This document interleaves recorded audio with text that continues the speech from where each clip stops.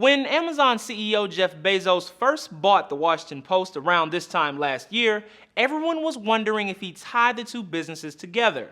Now, we might have our answer.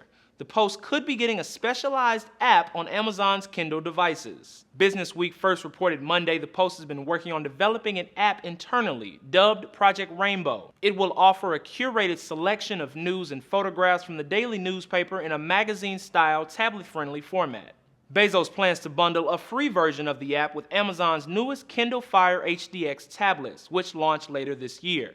The app will eventually be made available on other Amazon iOS and Android devices and will require a monthly fee. According to Business Week, this is all part of Bezos' plan to grow the Post readership nationally.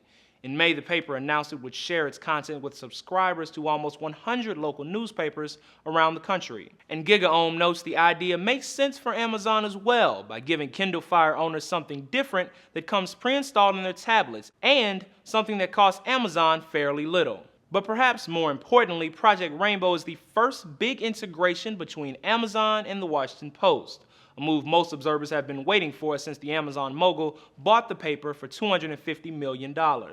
Last week, both Politico and the New York Times published profiles of the Post after 1 year under Bezos. The pieces took wildly different tones.